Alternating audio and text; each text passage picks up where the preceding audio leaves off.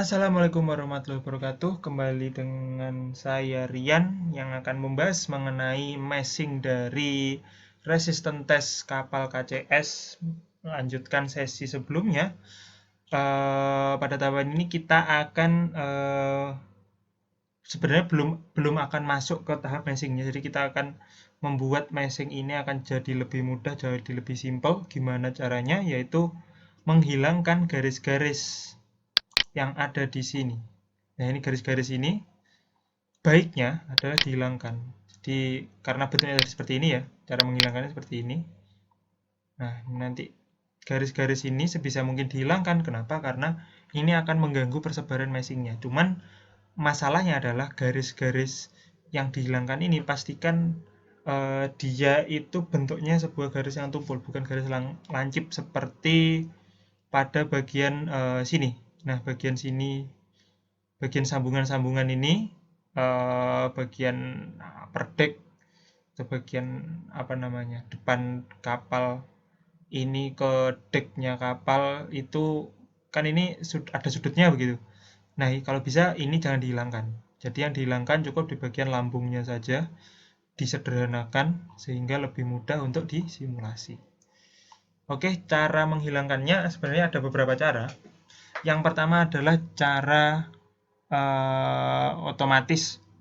Jadi kita langsung merge selnya, penggabungan selnya atau merge penggabungan. Ini kita klik, ini pemisahan, ini split, ini merge. Jadi kita gabungkan. Nah, ini kita tinggal klik dua tempat mana yang perlu digabungkan. Ini diklik. Nah, ini diklik. Nah, ini zoom kecil, ada lagi diklik. Nah, ini diklik. Nah, ini nanti hilang, hilang, hilang. Nah, akan ada saatnya kita tidak bisa mengklik apa namanya surface yang pengen kita gabungkan karena tidak semua surface akan mudah untuk digabungkan. Jadi untuk menghindari hal tersebut, kita bisa menggunakan penggabungan secara manual. Nanti akan saya jelaskan. Kita gabungkan dulu mana yang bisa digabungkan karena ini sedikit tricky. Begitu, jadi ini sudah tergabung, ini digabungkan, ini digabungkan.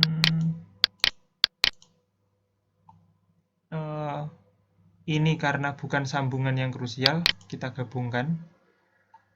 Lalu ini juga bukan sambungan yang krusial, ini juga. Nah, ini karena transom bentuknya sudut, ini jangan digabungkan. Karena kenapa? Nanti dia akan kesusahan untuk mendefinisikan bahwasannya di situ ada bentuk sudut. Jadi ketika meshing akan mendefinisikan itu berbentuk tumpul. Nah, ini digabung, ini digabung, ini digabung, ini digabung. Di sini biarkan seperti ini. Lalu apa yang digabung lagi? Apakah ini bisa digabung? Ini digabung, ini digabung. Nah, digabung. Nah, bentuknya seperti ini. Selanjutnya, untuk menggabungkan ini kan sudah benar-benar tidak bisa digabung. Kita pilih merge face selection, lalu kita cari titiknya. Biasanya ini. Nah, bow ini akan kita klik dengan lambung secara penuh. Kita cari lambung secara penuh di bagian mana. Lalu kita klik merge. Nah, dia akan langsung bergabung menjadi satu, menjadi bentuk kapal yang lebih smooth atau lebih mudah untuk di meshing nantinya. Oleh sebab itu, domain manipulation di sini sangat berpengaruh untuk membuat domain itu layak menjadi meshing. Jadi di awal kita menjelaskan ketika mendesain bentuk kapal harus clean bodies. Yang kedua, apabila tidak clean bodies, kita bisa edit domainnya, hasil domainnya. Kalau hasil domainnya berhasil dijadikan domain begitu, kita edit domainnya mana garis-garis yang perlu dihilangkan yang mengandung tidak clean bodies tadi. Lalu setelah melewati 2 seleksi ini baru nanti akan dilakukan meshing. Pun nanti di meshing juga akan ada trik-triknya gimana caranya meshing itu bisa berhasil. Oke, selanjutnya saya akan bahas menu dari domain manipulation yang lain, yaitu ini adalah untuk move part. Nah, ini untuk memindah part. Jadi biasanya domain tidak hanya ada satu domain, ada salah satu setting yang namanya overset grid, yaitu dia ada domain di dalam domain, yang mana nanti domain sebagai area kerja. Jadi domainnya ini sebagai area kerja, bukan domainnya bergerak. Jadi gini, analoginya sebuah domain itu apabila contohnya di resistance test, kita kapal itu bergerak ke depan, bergerak maju atau ditarik ke depan, yaitu domainnya akan ikut bergerak maju. Jadi logikanya itu enaknya berlogikanya domainnya bergerak maju sehingga airnya itu masuk ke dalam domain atau bergerak membuat arus ke dalam domain. Seperti itu. Itu pun yang kita gunakan untuk simulasi self propulsion, yaitu dengan propeller yang asli. Kita membuat dua domain kapal dan dengan domain propeller, lalu kita men-setting domainnya propeller nanti akan bergerak dengan RPM tertentu. Seperti itu. Nah, apabila nanti kapal ini bentuknya dia mengalami pitching, mengalami rolling dan lain sebagainya, domain apabila ini nanti sudah meshing ya, nah sel-sel di dalam domain ini nanti akan stretch sampai ke batas tertentu. Kalau dia sudah melebihi stretchnya, kemungkinan besar ketika simulasi dia akan crash. Nah, crash ini nanti yang akan ditanggulangi dengan beberapa cara. Meshing yang khusus lah, entah itu dual domain, spare domain, cylinder domain, dan lain sebagainya. Nah, pun sama, karena ada beberapa domain yang bisa dimasukkan, yang bisa digunakan untuk sekali simulasi, kita bisa memindahkan domain ini tadi ke tempat sama seperti fungsi sebelumnya. Jadi ibaratnya ini adalah layer kedua dari fungsi pemindahan part. Lalu ini adalah replace domain, menggantikan domain. Jadi domainnya digantikan dengan domain yang lain. Dan ini adalah memberikan nama domain. Jadi nama domain di sini akan digantikan. Lalu sisanya ini adalah setting memberikan domain sudut-sudut tertentu pada domain. Jadi seumpama kita sudut 190 itu berarti diratakan semua. Ini adalah general, tapi saya tidak pernah menggunakan ini karena takutnya garis-garis krusial seperti sudut-sudut ini bisa hilang kalau kita otomatis menghilangkan dengan cara itu. Lalu ini adalah cek domain, apakah domain layak atau tidak untuk di meshing. Seperti itu. Jadi pun ada layer keduanya untuk pengecekan kelayakan meshing, yaitu dengan ngecek domain. Jadi domain ini valid atau belum untuk digunakan, untuk dilanjutkan pada tahap berikutnya. Seperti itu. Ini adalah fungsi undo.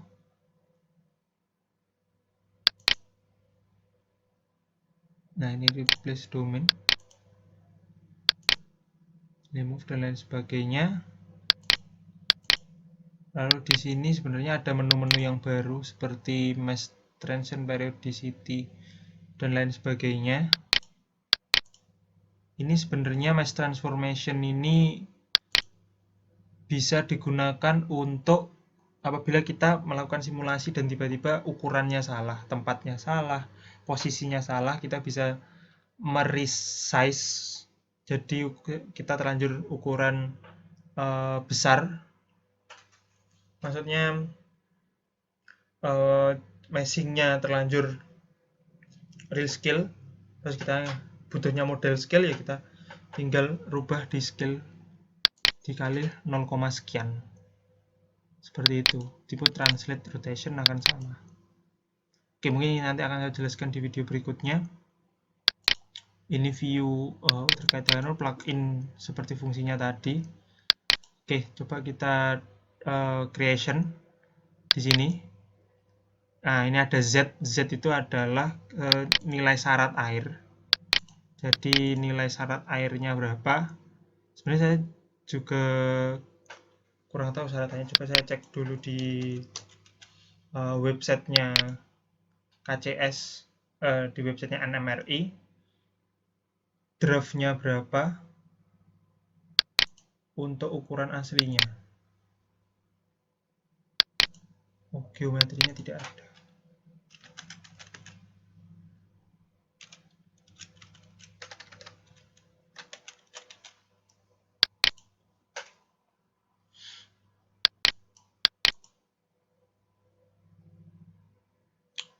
Oke, di sini ada real scale-nya dan model scale-nya.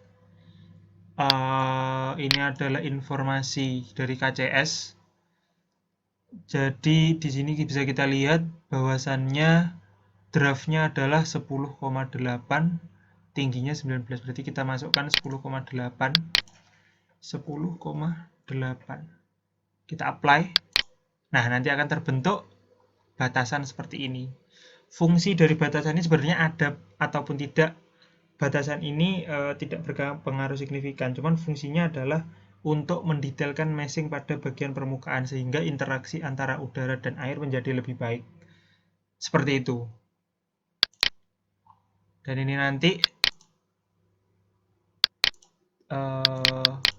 pada menu adapt pun dia akan ada namanya e-surface. Nah, ini adalah fungsinya untuk meshing. Nanti akan saya jelaskan pada bagian meshing.